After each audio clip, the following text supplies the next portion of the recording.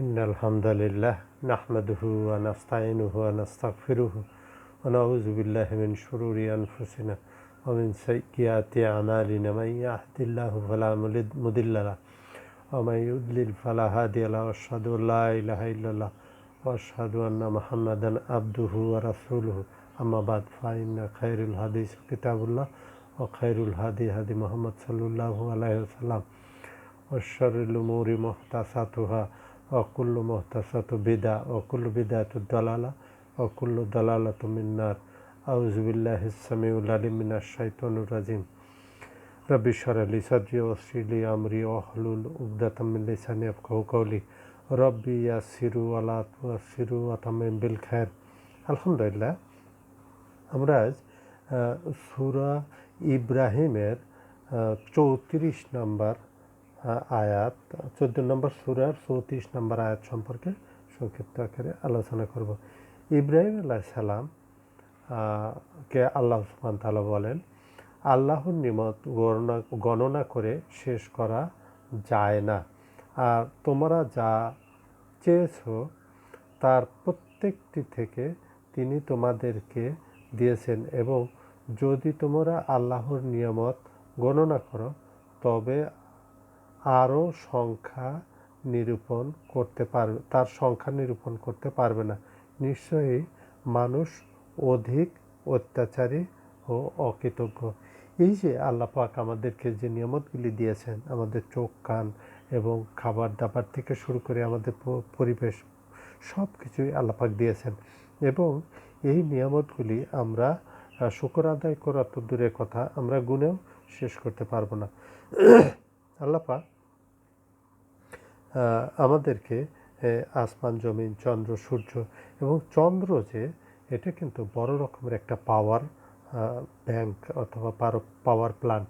এই চন্দ্র থেকেই কিন্তু আমরা সমস্ত এনার্জি উৎপাদন করে থাকি, এবং সেই এনার্জি গাছপালা, তরুলতা এগুলি ব্যবহার করে, এবং পানির মাধ্যমে এবং সালোক, আমরা যেটাকে ফটোসিনথেসিসের মাধ্যমে, সালোক সংশ্লেষণের মাধ্যমে আমরা কিন্তু এগুলি গ্রহণ করে থাকি। একের পর এক এগুলি ট্রান্সফার হইতে থাকে। সুতরাং আল্লাহ পাকের নিয়ামত একের পর এক আমাদের চোখ, কান, নাক এবং শরীরের যে বিভিন্ন অঙ্গ প্রত্যঙ্গ, আমরা যত নিয়ামত আছে এগুলি একটাও গণনা করে শেষ করতে পারবো না। আমাদের যে চোখের পাতাটা এবং চোখের যে মণিগুলি এবং আমাদের যে বাচনভঙ্গি এবং বিভিন্ন ধরনের আমাদের খাবার দাবার, আমাদের বিভিন্ন ধরনের চাহিদা, এগুলি কিন্তু আল্লাহ পাক পুরো করে থাকে, এবং আমরা অনেক আল্লাহ পাকের নিয়ামত সম্পর্কে আমরা জানি, কিন্তু কিছু কিছু নিয়ামত আছে আমরা এগুলি জানি না।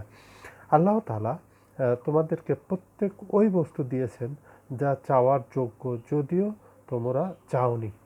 আমাদের কিছু কিছু বিষয় আছে, বাগভি রহমতুল্লাহ আলাইহি বলেছেন, কুরতুবী রহমতুল্লাহ আলাইহি বলেছেন, ফতুল কাদির তাফসিরে এটা বলেছেন যে আমাদের যে কিছু কিছু নিয়ামত আছে যেগুলি চাওয়ার যোগ্য, অথবা আমরা চাইনি, আমরা জানতামই না যে এই নিয়ামতগুলি আমাদের প্রয়োজন, এবং কখন কোন নিয়ামত প্রয়োজন এই বিষয়গুলি আমরা জানতাম না। এবং এটাও কিন্তু এক ধরনের টিউনিং। আমরা জানি যে টিউনিং বিভিন্ন চ্যানেলের ক্ষেত্রে ব্যবহার করা হয়। সুতরাং আমাদের মানুষের বিভিন্ন বয়সের, বিভিন্ন রকমের মানুষের বিভিন্ন রকমের চাহিদা, এবং তাদের বিভিন্ন রকমের ব্যাধি অথবা রোগ, কারোর রুহানি ব্যাধি, কারোর শারীরিক ব্যাধি, এবং এই ব্যাধির জন্য কিন্তু বিভিন্ন রকমের খাবার প্রয়োজন, বিভিন্ন ধরনের ওষুধপত্র প্রয়োজন, এবং বিভিন্ন প্রকার আমাদের সরঞ্জামাদি প্রয়োজন। এক একজনের জন্য এক এক ধরনের খাবার, ধনী গরিব, সুস্থ অসুস্থ, বৃদ্ধ, বাচ্চা। এখন একদিনের বাচ্চাকে যদি মাছ মাংস পোলাও খাওয়ানো যায় সেটা কিন্তু সম্ভব না, তার জন্য একটা পরিবেশ প্রয়োজন। এবং এই যে বিশেষ করে যে তাদের যে দুধের প্রয়োজন, 1 মাস যদি দুধ বন্ধ করে দেওয়া হয়, এবং যদি বিভিন্ন রকমের তরুলতা, যদি এরা যদি ঘাস জাতীয় যেখান থেকে আল্লাহ পাক ওইটা ট্রান্সফার করে থাকেন, এবং এক ধরনের সাইকেল, এটা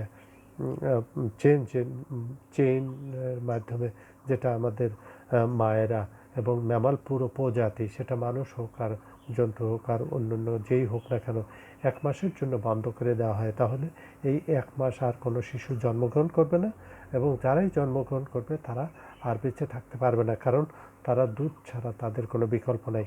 সুতরাং এই যে মা জাতি এবং এই দুধের যে ফ্যাক্টরটা, এটা কিন্তু আমরা জানতাম না, আমরা বা শুনেছি। তারপরে আল্লাহ পাকের আমাদের যে কিছু কিছু নিয়ামত আছে, যেমন আমরা ডিম থেকে বাচ্চা বের হয় এবং সেই বাচ্চা বড় হলে আমরা সুন্দরভাবে রোস্ট করে খাই। এটা আমাদের চোখের দেখা। যদি আমরা চোখে না দেখতাম, তাহলে আমাদের কাছে যদি এরকম গল্প কাহিনী কেউ বর্ণনা করতো, আমরা কিন্তু এগুলি বিশ্বাস করতাম না। কারণ হলো যে এটা হয় না, এটা হতে পারে না। এই ডিমের ভিতর থেকে এবং এমন কিছু প্রাণী আছে যেগুলি আমাদের জন্য উপকারীও হতে পারে, অপকারীও হতে পারে। তাদেরও চোখ আছে। যেমন একটা সবচেয়ে ছোট ফ্লাই যেটাকে আমরা বলি, যেটা বিভিন্ন ধরনের কাঁঠালের উপরে পড়ে, বিভিন্ন ধরনের মাছি, সেই মাছিগুলির কিন্তু চোখ আছে, এবং এদের চোখ কিন্তু এমনি আমাদের মতো এই এক চোখ না, কিন্তু ওদের চোখ কিন্তু পুঞ্জাক্ষী, আমরা যেটাকে কম্বাইন্ড আইজ বলি, এই আইজগুলি, এবং প্রতিটা চোখেও কিন্তু এক একটা পাওয়ার। এখন এই ছোট্ট প্রাণী, তার চোখ, এবং তারও ডিম আছে, এবং ডিম থেকে যে লার্ভাটা বের হয়, সেই লার্ভার চোখ আছে, এবং এমন কিছু প্রাণী আছে, এমন কিছু অর্গানিজম আছে যেগুলি মাইক্রো, এবং যেগুলির চলন ফেরন এবং বংশবিস্তার বিভিন্ন ধরনের কাজ তারা করে থাকে। এই বিষয়গুলি কেউ আমাদের উপকার করে, যেমন ল্যাক্টো টাইপের কিছু ব্যাকটেরিয়া আছে এবং অন্যান্য কিছু ব্যাকটেরিয়া আছে যেগুলি করে, এবং কিছু কিছু ব্যাকটেরিয়া আছে আমাদের ক্ষতি করে থাকে, ক্ষতির কারণ হয়ে থাকে। যেমন ভাইরাস কিন্তু সরাসরি প্রভাব বিস্তার করে না, সে ব্যাকটেরিয়ার মাধ্যমে সে বংশ বিস্তার করে। সুতরাং আমরা অ্যান্টিবায়োটিক ব্যবহার করি, এবং এই বিষয়গুলি আল্লাহ পাক আমাদের নলেজে দিয়ে দিয়েছেন, এবং আমাদের যে মেডিসিন বিশেষজ্ঞ, অর্থাৎ মেডিকেল সায়েন্সের যে বড় বড় বিশেষজ্ঞগুলি আছে, তারা কিন্তু এগুলি রিসার্চ করে বের করেছেন যে ভাইরাস নিজে কিছু করতে পারে না, অন্যের সাহায্যে সে এগুলি বংশ বিস্তার করে থাকে। এবং একটা মজার বিষয় হলো যে এই যে ভাইরাসের ব্যাপারে কিন্তু এ পর্যন্ত আমরা অতটুকুই তেমন কিছু জানি না, কারণ এ জীব নাকি জড়, এ ব্যাপারে আমাদের কোনো কিছু জানে আল্লাহ পাক ভালো জানেন, এবং এর যে বংশ বিস্তার সেগুলি কিন্তু উইথিন এ মাইক্রো সেকেন্ডের ভিতরে কিন্তু লক্ষ লক্ষ কোটি কোটি এরা বংশ বিস্তার করতে সক্ষম। এবং দেখা যায় যে আমাদের কিছু কিছু প্রাণী আছে 1 মাসে বাচ্চা দেয়, কেউ আছে 3 মাসে, কেউ আছে, এবং কিছু কিছু আছে 21 মাসে, 23 মাসে এরকম বাচ্চা দান করে থাকে। এবং এদের যে বিভিন্ন ধরনের চোখ, কান, এবং বিভিন্ন ধরনের নাসিকা, এবং বিভিন্ন ধরনের পা, দেহের বিভিন্ন অংশ, এবং প্রতিটাই কত সুন্দর, আমরা আমাদের সাধ্যমতো আমাদের ঘুরাতে পারি, আমরা ব্যবহার করতে পারি, এবং স্পন্দন, কানের যে স্পন্দনগুলি, এবং আমাদের ঘ্রাণ শক্তি যেগুলি, যাদের ঘ্রাণ শক্তি চলে যায় তারাই বুঝতে পারে যে ঘ্রাণ কত গুরুত্বপূর্ণ, এবং যাদের টেস্ট চলে যায়, স্বাদ চলে যায়, তারাই বুঝতে পারে যে, এবং যাদের পা নেই তারা বুঝতে পারে যে আমাদের পা আছে কিন্তু ভাঁজ করা যায় না, যদিও ভাঁজ করে সেটা সোজা করা যায় না। এই বিষয়গুলি, এবং আমাদের চোখের যে বিষয়গুলি, চোখের যে মেকানিজমগুলি একসময় আমরা দেখতে পাই না, এই যে বিষয়গুলি, এগুলি কিন্তু আল্লাহ পাকের নিয়ামত, এবং এই নিয়ামতগুলি কিন্তু আমরা জানি না। আমরা আল্লাহর কাছে চাইতাম, কিন্তু আমরা জানি না যে এগুলি কীভাবে চাবো, এবং এগুলি কীভাবে কাজ করে, এ ব্যাপারে আমাদের জানা নেই। অথচ আল্লাহ পাক আমাদের না চাইতে মেঘ, না চাইতে বৃষ্টি, আল্লাহ পাক এই যে আমাদেরকে এই বিষয়গুলি দিয়েছেন, এটাও আল্লাহ পাকের নিয়ামত, এবং আল্লাহ পাক কিন্তু আমাদেরকে এর থেকে এমনভাবে, এবং তাহলে এগুলির উদ্দেশ্য কী আমরা জানি না, আমাদের না জেনে আমাদেরকে সৃষ্টি করা হয়েছে, এবং এত সুযোগ সুবিধা দেওয়া হয়েছে, এবং আবার বলা হয়েছে যে আমি তোমাদেরকে কিনে নিয়েছি জান্নাতের বিনিময়ে, তোমাদের জানমাল যা কিছু আছে। আসলে এই জানমাল কে দিল, এবং এত নিয়ামত কে দিছে? আল্লাহ সুবহানাহু ওয়া তাআলা দিয়েছে, এবং আল্লাহ সুবহানাহু ওয়া তাআলা কিনে নিয়েছে। মানুষ এমন একটা প্রজাতি, মানুষ এমন একটা জাতি, মানুষ এমন একটা সত্তা, যে নিজের ইচ্ছায়, নিজের মেধা খাটিয়ে, নিজের পরিশ্রম দিয়ে সে ইচ্ছা করলে আল্লাহ পাকের সর্বোচ্চ যে বিনিময় জান্নাতুল ফেরদাউস, সেটা লাভ করতে পারে। সুতরাং এই যে মানুষের যে ক্যাপাবিলিটি, মানুষ যে এগুলি পারে, এই বিষয়গুলি কিন্তু আল্লাহ পাক জানে, এবং এই জন্য আদম সৃষ্টির সময় ফেরেশতারা বলেছিল যে তুমি এটা করো না, কারণ এটা করলে পরে তার বিভিন্ন রকম ফিতনা ফাসাদ সৃষ্টি করবে। এর আগে জিন জাতি এটা একটা অঘটন ঘটিয়েছিল, সেই জন্য ফেরেশতারা তাদেরকে বলেছিল। এবং ফেরেশতাদের কিন্তু আল্লাহ পাক একটা উত্তর দিয়েছিলেন যে আমি যা জানি তোমরা তা জানো না। এই বিষয়গুলি কিন্তু খুবই গুরুত্বপূর্ণ যে আল্লাহ পাক কী করবে, তার প্ল্যানিংয়ে, ডিভাইন প্ল্যানিংয়ে কী আসে, এই বিষয়গুলি কিন্তু আল্লাহ ছাড়া কেউ জানে না। এবং এই বিষয়গুলি যারা চিন্তা ফিকির করে, যারা চিন্তাশীল, যারা আফালা তাকিলুন, আফালা তাযাক্কারুন, আফালা তাদাব্বারুন, যারা এই তাদাব্বার করে, তাজাক্কার করে, যারা এগুলি বারবার এগুলি আলোচনা সমালোচনা গবেষণা করতে থাকে, তারা কিন্তু এই বিষয়গুলি আরও পরিষ্কারভাবে জানে। আমাদের মতো ছোটোখাটো জ্ঞানী এগুলি বোধগম্য নয়। রাসূল সাল্লাল্লাহু আলাইহি ওয়াসাল্লামকে পাঠিয়েছেন এবং তিনি উম্মি ছিলেন। তার ভিতরে একটা নিয়ামত আছে যে একটা লোক দুনিয়ার কোনো আলেমের কাছে কোনো শিক্ষা গ্রহণ করেন নাই, অবশ্যই তিনি জিবরাইল আলাইহিস সালাম থেকে এবং কোরআনে এবং হাদিসের মাধ্যমে আমরা অনেক কিছু জানতে পারি। বিশেষ করে কোরআনের বিভিন্ন আয়াত আছে এ ব্যাপারে যে রাসূল সাল্লাল্লাহু আলাইহি সাল্লামকে শিক্ষা দিয়েছিলেন, তার শিক্ষক ছিল জিবরাইল আলাইহিস সালাম এবং জিবরাইল আলাইহিস সালামের শিক্ষককে আল্লাহ সুবহানাহু ওয়া তাআলা। সুতরাং শিক্ষা গ্রহণ করেন নাই তা কিন্তু না, কিন্তু শিক্ষা গ্রহণ করেছেন জিবরাইল আলাইহিস সালামের মাধ্যমে। এবং আমরা জানি বুখারী শরীফের একটা হাদিস আছে, সেটা হলো যে আল্লাহ পাক তার যাবতীয় বিষয়গুলির ব্যাপারে কিছু কথা বলেছেন যে হে আল্লাহ, আপনার জন্য যাবতীয় যে প্রশংসা আমি করছি এটা আপনার নিয়ামতের বিপরীতে যথেষ্ট নয়, অথবা আমাদেরকে খাবার হিসেবেও খাইয়েছেন সেটাও যথেষ্ট নয়, এবং সারা জীবন এর নিয়ামত আমাদেরকে এবং যে নিয়ামত থেকেও বিদায় নিতে পারবো না। সুতরাং আর এ নিয়ামত থেকে অমুখাপেক্ষী ও আমরা হতে পারবো না। বুখারী শরীফের হাদিস 5458 নম্বর হাদিস। এই যে আল্লাহ পাক আমাদের এই যে নিয়ামতগুলি দিয়েছেন, এই নিয়ামত সম্পর্কে রাসূল সাল্লাল্লাহু আলাইহি সাল্লাম আল্লাহ পাকের কাছে দোয়া করেন। আল্লাহ এই দোয়াটা করেন আর কি। আল্লাহ তাআলা তার অসংখ্য নিয়ামতের কথা উল্লেখ করেছেন এবং আমাদেরকে সুস্বাদু পানি দিয়েছেন। যদি সমুদ্রে পানি যদি লবণাক্ত না যদি না লবণাক্ত পানি তো পান করা যায় না, মিঠা পানি যদি না হতো, এবং ফলমূল এবং ফসলের বিভিন্ন রকমের ক্ষেত খামার এবং বাগ বাগিচা তৈরি করে দিয়েছেন। এই ধান যদি আমের মতো গাছে গাছে হইতো এবং বছরে একবার যদি ধরতো, তাহলে মানুষ কত পেরেশানিতে পড়ে যেত। এবং ফলমূল যদি এমন পরিবেশে হইতো যেটা আমাদের জন্য সম্ভব না, এবং আমরা আমাদের কাছে যত কিছুই সুযোগ সুবিধা থাক না কেন, যদি আমাদের এই ঠিকমতো যদি পচা মাটি অথবা হালকা মাটি, নরম মাটি, আমরা এঁটেল দোআঁশ যাই বলি না কেন, এরকম যদি পরিবেশ না থাকে, তাহলে পাথরের উপরে কখনো কোনো শস্য হয় না, এবং যেটাই হয় সেটা কোনো উর্বরশীল হয় না। আল্লাহ পাক এই যে আমাদের এই সুযোগ সুবিধাগুলি দিয়েছেন যে আমরা যেন, মোট কথা আল্লাহ পাক আসমান জমিন, আল্লাহ পাক নিজে বলেছেন যে আমি এই 7 আসমান জমিন এবং এই পৃথিবীতে যা কিছু আছে সব কিছু আমি মানুষের জন্য সৃষ্টি করেছি, এবং মানুষকে সৃষ্টি করেছি আমার জন্য, আমার ইবাদতের জন্য। ওমা খালাকতু মিনাল জিন্না ওয়াল ইনসা ইল্লা লিয়াবুদুন। আল্লাহ পাক জিন এবং ইনসানকে সৃষ্টি করেছেন আমার ইবাদত করার জন্য।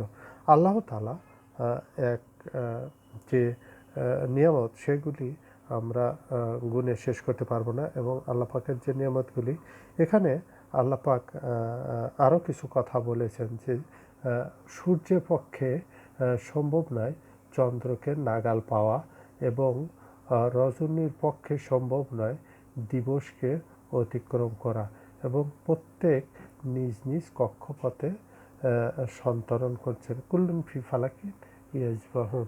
এই যে সঞ্চরণটা, এটা কিন্তু কঠিন একটা শব্দ। আল্লাহ পাক এই যে 36 নম্বর সূরার 40 নম্বর আয়াত, 36 নম্বর সূরার 40 নম্বর আয়াতে আল্লাহ পাক বলছেন যে প্রতিটা planet, sub planet, asteroid, Galaxy, solar effect, প্রতিটা গ্রহ উপগ্রহ তার নিজস্ব কক্ষপথে ইয়ারবাহুন সন্তরণ করছে, অর্থাৎ সাঁতরাচ্ছে। আমরাও জানি স্পেস শিপ এবং স্পেসের যে ঘটনাটা এটা ঘটে থাকে, এবং যে যার মতো তাদের গ্র্যাভিটেশন ফোর্স হোক আর কসমিক ফোর্স হোক আর যে কোনো ফোর্স হোক, সেই ফোর্সের মাধ্যমে কিন্তু এরা একে অপরের সাথে কিন্তু টাচ হয় না, এবং এদের এমন কিছু অ্যাট্রাকশন এবং রিপালশন আছে যার মাধ্যমে তারা কিন্তু একে অপরকে দূরেও যায় না, অতটুকু দূরে যতটুকু যে গেলে তাদের এনার্জির অথবা তাদের যে অন্যের ডিস্টার্ব হবে, আবার অন্যের ডিস্টার্ব হবে। এই যে একে অপরের মধ্যে বিভিন্ন ধরনের যে একটা কম্বিনেশন, এক ধরনের টিউনিং, এক ধরনের সেটিং আল্লাপাক করে দিয়েছেন এই বিষয়গুলি। এবং এই যে কুল্লুন ফি ফালাকি আজবাহুন, তারা নিজস্ব কক্ষপথে সন্তরণ করছেন। এই যে আমরা আমাদের চন্দ্র, আমাদের পৃথিবীর নিজস্ব কিন্তু কিছু মুভমেন্ট আছে, এবং সেই সাথে চন্দ্রের সাথেও কিছু ব্যাপার আছে, সূর্যের সাথে, এবং সূর্য সারাউন্ডেড যে আমাদের সোলার সিস্টেম আছে, সোলার সিস্টেমও কিন্তু মিল্কি ওয়ের সাথে এবং অন্যান্য গ্যালাক্সি এবং যার সাথে, এবং যেমন আমরা ইউনিভার্স, মাল্টিভার্স যাই বলি না কেন, এই বিষয়গুলো কিন্তু আমাদের সত্যই কিন্তু আমাদের ভাবিয়ে তোলে।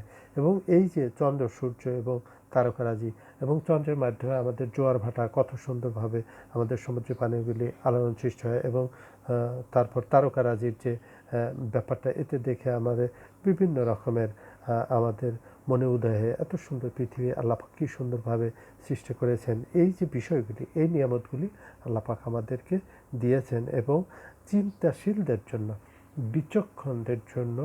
এবং আমরা জানি যে জ্ঞানী এবং বিদ্বান এবং জ্ঞানী এক শব্দ নয়। একজন অনেক পড়ালেখা করতে পারে, অনেক বড় বড় সার্টিফিকেট থাকতে পারে, সে একটা বড় বিদ্বান, কিন্তু এর অর্থ এই না যে সে বড় জ্ঞানী। এবং অ্যাকোয়ার্ড নলেজের ব্যাপারে তার অনেক বড় বড় জ্ঞান থাকতে পারে, কিন্তু রিভিল নলেজের ব্যাপারে যদি কারো কোনো জ্ঞান না থাকে, এবং জ্ঞান থাকার পরেও যদি সে সেগুলি কাজে না লাগায়, তাহলে তার চেয়ে বড় মূর্খ আর হতে পারে না। রাসূল সাল্লাল্লাহু আলাইহি সাল্লাম যে জ্ঞান দেওয়া হয়েছে, এখানে আল্লাহ পাক রাসূল সাল্লাল্লাহু আলাইহি সাল্লামকে বুখারী শরীফের একটা হাদিস আর কি, সেটা হলো আল্লাহ পাক বলেন, হে আল্লাহ, সমস্ত প্রশংসা এবং গুণগান আপনারই জন্যে। আমাদের প্রশংসা মোটেই যথেষ্ট নয়, এবং তা পূর্ণ ও বেপরোয়াকারীও নয়। সুতরাং হে আমাদের প্রতিপালক, আমাদেরকে অপরাগতর জন্যে আমাদেরকে ক্ষমা করেন। আমরা যে আল্লাহ পাকের নিয়ামতে অনেক সময় নাশুকর করে থাকি, মানুষ আসলেই নাশুকর। মানুষ এত কিছু পাওয়ার পরেও সে দুনিয়াতে ভুলে যায়, এবং দুনিয়াটা আসলে আমরাও জানি যে এটা একটা খেলতামাশা, এবং আমরা জানি যে এটা থাকার জায়গা নয়, এটা একটা টেম্পোরারি একটা বিষয়। এবং আখেরাতের প্রথম দিন যদি 50,000 বছর হয়, ওই হিসাবে আমাদের 60, 70, 80 বছরের জীবন থাকে 2 থেকে 2.5 মিনিট। সুতরাং আমরা যা কিছু করি এই 2 থেকে 2.5 মিনিটের জন্য কিন্তু করে থাকি। এটাও আমরা ভুলে যাই যে এটা আমাদের জন্য কত বড় একটা বিপদ। এখন যদি কেউ এগুলি করার পরে অনুতপ্ত হয়, ইমাম শাফি রহমতুল্লাহ বলেছেন, সমস্ত প্রশংসা আল্লাহর জন্য, যার অসংখ্য নিয়ামতের মধ্যে একটি নিয়ামত শুকর, নতুন একটি নিয়ামত ছাড়া আমরা আদায় করতে পারি না। অর্থাৎ একটা নিয়ামতের শুকর আদায় করার জন্য আর একটা নিয়ামতের প্রয়োজন পড়ে। সুবহানাল্লাহ। কারণ আমি যে এই যে একটা নিয়ামতের শুকর আদায় করছি, এর জন্য আমার বাচন শক্তি দরকার, এর জন্য আমার আমি যে কথাগুলি বলছি আমি যে কথাগুলি বলছি সেই কথাগুলি সামনের লোকটা বুঝতে পারে, আমার যদি মেন্টালিটি আমাকে থাকতে হবে, এবং কথা সাজানোর ক্যাপাবিলিটি থাকতে হবে, আমার যে বাচনভঙ্গি আমরা যেটাকে বলি ভাষা জ্ঞানী, ভাষা সাহিত্যিক, ভাষা শিল্পী, এই বিষয়ে আমাদের নলেজ থাকতে হবে। ভাষার ব্যাপারে আমাদের মোট কথা আমাদের ভাষার ব্যাপারে দখল থাকতে হবে।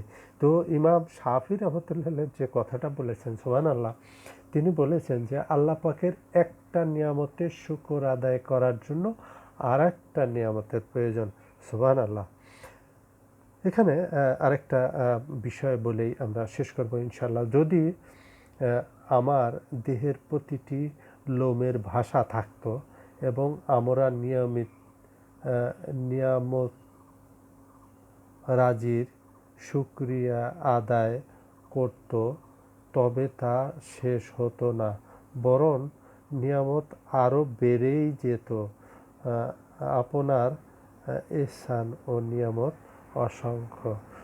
আসলেই ইমাম শাফি রহমতুল্লাহের কথার সাথে এই কথাটারও মিল আছে যে আল্লাহ পাকের যে নিয়ামত, এই নিয়ামতগুলি এটা যদি আমরা ভাষা হিসাবে প্রকাশ করতে চাই তাহলে আমরা এর শুকরিয়া আদায় করতে পারবো না। কারণ এই একই কথা আর কি, যে একটা নিয়ামতের শুক্র আদায় করার জন্য এবং প্রতিটা লোমকূপের প্রতিটা অঙ্গ প্রত্যঙ্গ, আমরা জানি আমাদের শরীরে প্রায় 100 ট্রিলিয়ন সেল আছে এবং প্রতিটা সেলই কিন্তু এক একটা পাওয়ার প্ল্যান্ট, এবং এদের ভিতরে যে নিজেরাই কিন্তু, এবং যে সেলটা ড্যামেজ হয়ে যায় আমরা জানি এইটাও কিন্তু এক ধরনের নিষ্কাশনের প্রয়োজন পড়ে, এবং যে সেল ডিভিশনগুলি হয় এই সেলগুলিও কিন্তু এক ধরনের সিস্টেমেটিক্যালি এক ধরনের নিয়মতান্ত্রিকভাবে এরা কিন্তু ডিভাইড হয়, এবং যদি অ্যাবনর্মালিটি হয়ে যায় এবং সেল ডিভিশন যদি নিয়ম বহির্ভূত হয় তাহলে আমরা কিন্তু সেটাকে ক্যান্সার হিসাবে গণ্য করে থাকি, যেটাকে আমরা বলি অ্যাবনর্মাল সেল গ্রোথ অথবা সেল ডিভিশন। যেটা আমরা যে এই যে সেলুলার বায়োলজি থেকে শুরু করে বিভিন্ন ধরনের যে মেডিকেল সায়েন্স এবং অন্যান্য যে বিষয়গুলি আমরা বুঝতে পারি, এবং বিশেষ করে এমব্রায়োর যে বিষয়গুলি, স্পারমাটোলজি, বিভিন্ন ধরনের যে সেল ডিভিশন যেগুলি স্টেম সেল আমরা বলে থাকি, এই সেলগুলির বিভিন্ন বিষয় এমনি আলোচনা করলে, পর্যালোচনা তো আমাদের মেন্টালিটির বাইরে, আউট অফ এগুলি যদি আমরা করতে থাকি তাহলে আমরা যদি এই চিন্তা করতে থাকি তাহলে আল্লাহ পাকের নিয়ামতের যদি চিন্তা করতে থাকি, এর জন্য যে আমাদের প্রশস্ত চিন্তা শক্তি দরকার, এটাও আল্লাহ পাকের আর একটা নিয়ামত। সুতরাং ইমাম শাফি রহমতুল্লাহ বলেছেন যে আল্লাহ পাকের নিয়ামতের শুকর আদায় করার জন্য আর একটা নিয়ামতের সহযোগিতা ছাড়া সম্ভব না। ওমা আলাইনা ইল্লাল বালাগ, জাযাকাল্লাহু খাইরান ওয়া আহসানুল জাযা।